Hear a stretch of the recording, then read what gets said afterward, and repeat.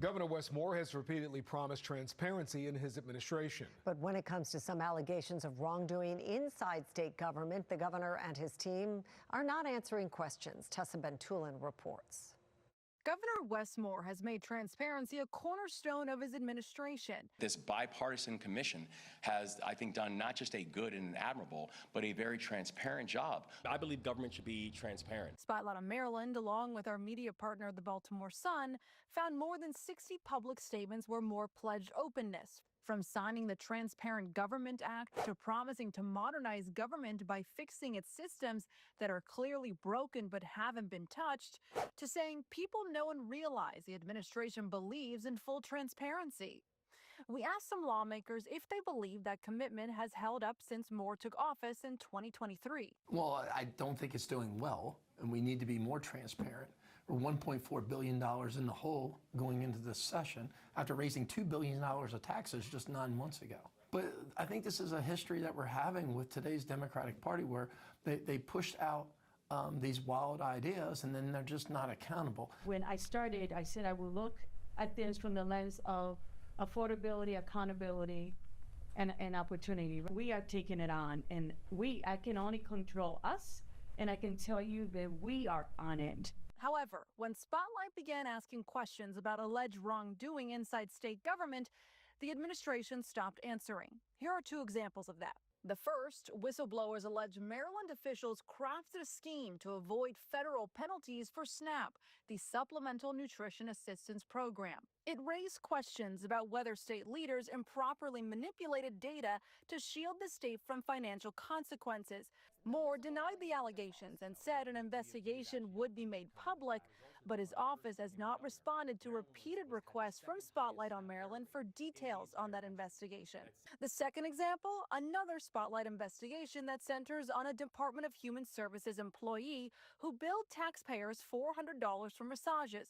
The state confirmed procurement procedures were not followed. Despite our repeated attempts, Moore's team has ignored many of our questions, including if knowingly using taxpayer money for unauthorized purposes is okay in the Moore administration.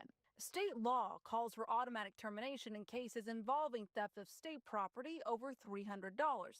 Republican House Minority Leader Jason Buckle says the employee took taxpayer dollars for an indefensible expense. What does that mean, theft of state property of a value greater than $300?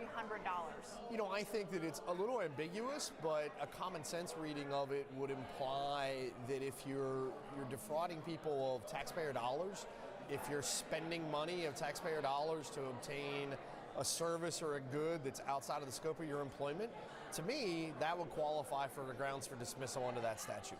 We asked Speaker Pena Melnick on a separate occasion whether termination should be on the table. Should that person still be employed by the state, knowing that they misused taxpayer dollars? Well, I don't know the facts of the case, to be honest.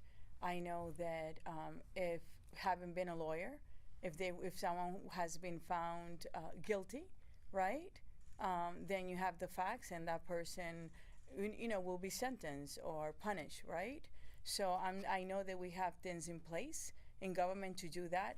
When pressed further, the speaker cut the interview short. We have to go to committee. That means that the witnesses are waiting for us. I don't mean to be rude. Just this week, Spotlight on Maryland was not included in an email about a recent press availability that was held by Governor Moore, an event where other media outlets were only sent a message 20 minutes in advance of its starting.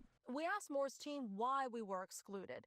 They said the governor routinely avails himself to reporters every week, including Spotlight on Maryland. We make his availability and events well known in advance. Spotlight also wanted to know why Moore's team refuses to respond to questions across multiple issues, and how does it square with the administration's repeated promises of transparency.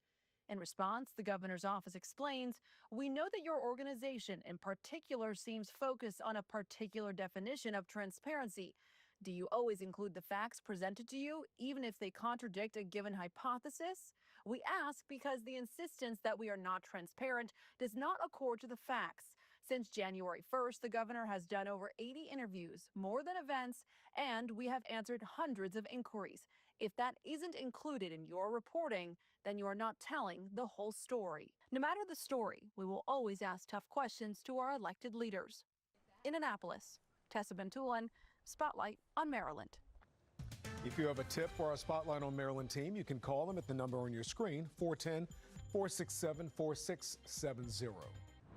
I'm Kai Jackson. Thank you for watching. Here's another video to watch. Also, please take a moment to subscribe to our channel.